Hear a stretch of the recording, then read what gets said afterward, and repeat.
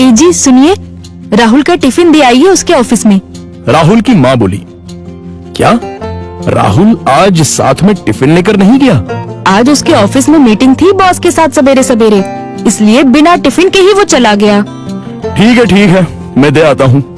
राहुल के पिता तैयार होने के लिए कमरे में चले गए। एक दिन पहले, माँ, मेरे दोस्त के पिताजी भी टीचर थे। उन्होंने देखो कैसे आलीशान बंगला खरीदा है।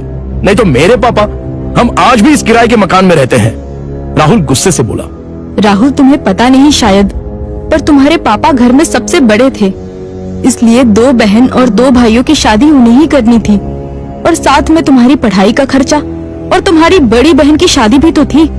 किसने किया ये सब? क्या फायदा इन सब का?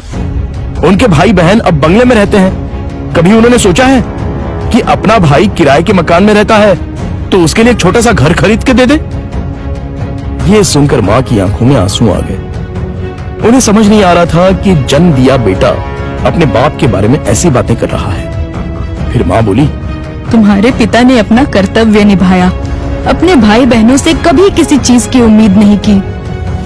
राहुल पागलों जैसा बोल रहा था। अच्छा वो ठीक है, पर पिताजी लड़कों की ट्यूशन लेते थे। उनसे अगर फीस लेते तो आज पिताजी पैसों की गद्दी पर सोते। आजकल के क्लास वाले देखो कैसे इंपोर्टेड गाड़ियों में घूमते हैं। लेकिन तुम्हारे पिता के कुछ उसूल थे, ज्ञान बांटने के, पैसे नहीं लेने के, इसलिए तो उन्हें ढेर सारे पुरस्कार भी मिले। पता भी है तुम्हें? ये सुनते ही राहुल जोर से चिल्लाया, क्या फायदा इन पुरस्कारों का? क्या उनसे हमारा मकान बनेगा? पड़े हैं धूल खाते उस कबाड़ खाने में, कोई नहीं पूछता है उनको। तभी दरवाजे की बेल बजती है। पिताजी ने अपनी बातें तो सुन नहीं ली ना।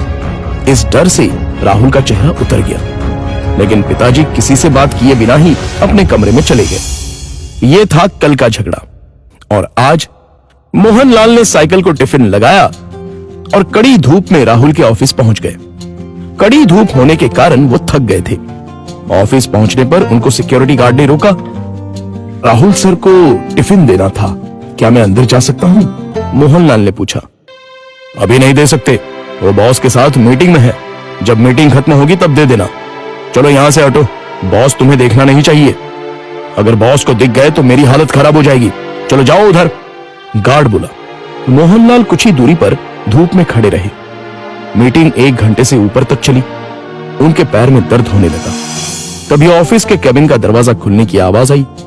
बॉस के पीछे पीछे राहुल भी आया। धूप में खड़े हुए पिताजी को देखकर वो मचलाया। चलते चलते बॉस की नजर मोहनलाल पर पड़ गई। गाड़ी में बैठने की बजाय वो वहीं खड़े रहे। वो सामने धूप में कौन खड़ा है? उन्होंने गार्ड से पूछा। अपने राहुल साहब के पिता हैं, टिफिन देने आए थे। गार्ड डरते हुए बोला। बुलाओ उन्हें। राहुल घबरा गया, उसके पसीने छूट गए।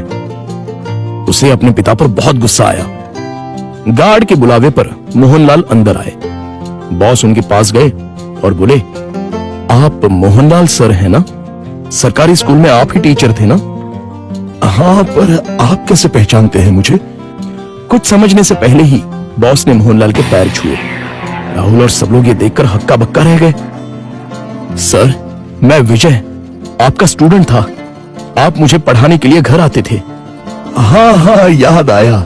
बाप रे, तुम तो बहुत ही बड़े हो गए हो। विजय मुस्कुराया और बोला, सर आप यहाँ धूप में क्या कर रहे हैं? चलिए अंदर बैठते हैं, बहुत सारी बातें करनी है आपसे। सिक्योरिटी, तुमने इन्हें अंदर क्यों नहीं बिठाया?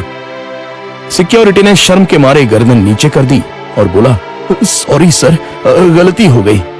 इस पर मोहनलाल बोले, इसमें इसकी कोई गलती नहीं है, आपको डिस्टर्ब ना हो इसलिए मैं ही बाहर खड़ा हुआ था। ओके। विजय ने मोहनलाल का हाथ थामा और उनको अपने केबिन ले गया। बैठिए सर, अपने कुर्सी की तरफ उंगली करते हुए विजय बोला। नहीं, ये कुर्सी तो तुम्हारी है। मोहनलाल हिचकिचाहट से बोले, सर आपकी वजह से ही तो ये कुर्सी मुझे मिली है, इसलिए इस पर सबसे पहले आपका हक बनता है। विजय ने जबरदस्ती मोहनलाल को अपनी कुर्सी पर बिठाया। शायद आपको पता नहीं, लेकिन अगर सर नहीं होते तो आज ये कंपनी नहीं होती और मैं अपने पिता के साथ उनकी दुकान में बैठा रहता, विजय ने अपने साथियों से कहा। राहुल और मैनेजर आश्चर्य से देखते ही रह गए। स्कूल के टाइम मैं एक एवरेज स्टूडेंट था, मुझे पढ़ाई में दिलचस्पी नहीं थी। मार्क्स कमा रहे थे, इसलिए मेरी माँ मुझे सर के पास उनके घर ले गई और ट्यूशन लेने के लिए कहा। पर सर के घर पर जगह नहीं थी, इसलिए वो हमारे घर आकर मुझे पढ़ाने लगे। लेकिन सर ने कभी फीस नहीं ली। सर के पढ़ाने के तरीके से फिर धीरे धीरे मुझे पढ़ाई में रुचि आने लगी और मैंने 10वीं में दूसरा नंबर लाया। ये देखकर तो मैं हवा में उड़ने लगा। My goodness! पर सर ने कभी आपसे फीस नहीं ली? मैनेजर ने पूछा। मैं मां के साथ मिठाई लेके सर के घर गया। मां ने 50,000 का चेक सर को दिया, लेकिन उन्होंने वो नहीं लिया। तब सर ने एक बात कही थी जो आज भी मुझे याद है। सर ने कहा था, मैंने कुछ नहीं किया, आपका बेटा ही होशियार था। मैंने सिर्फ उसे रास्ता दिखाया है और मैं ज्ञान बेचता नहीं हूं, दान करता हूं। फिर मैंने 12th करने के बाद MS किया और अमेरिका जाकर पढ़ाई की और वापस आने के बाद ये कंपनी स्टार्ट की। एक पत्थर को सर ने हीरा बना दिया। सर, आपको सच में दिल से प्रणाम। मोहनलाल की आंखों में आंसू आ गए। यह सच में कमाल की बात है। बाहर दुनिया में पढ़ाई का बाजार चल रहा है और इन्होंने बिना फीस लिए पढ़ाया। मान गए सर आपको। ऐसे लोग उसूल के पक्के होते हैं। इन्हें पैसों की और पुरस्कार की भी चाह नहीं थी। इन्हें तो बस अपने स्टूडेंट का भला हो, यही दिन रात सोचते थे। सही कहा सर आपने। ऐसे लोग तो दुनिया में बहुत ही कम होते हैं। सर, क्या आज आप उसी किराए के मकान में रह रहे हो? मोहनलाल की जगह राहुल ने ही जवाब दिया। हाँ सर, उसी किराए के मकान में रहते हैं। आज मैं अपने सर को गुरु दक्षिणा दूंगा। इस शहर में मेरे कुछ फ्लैट्स हैं, उसमें से एक फ्लैट मैं आपके नाम कर रहा हूं, विजय ने कहा। क्या? मोहनलाल और राहुल एक ही साथ बोले। इतनी बड़ी गुरु दक्षिणा मुझे नहीं चाहिए।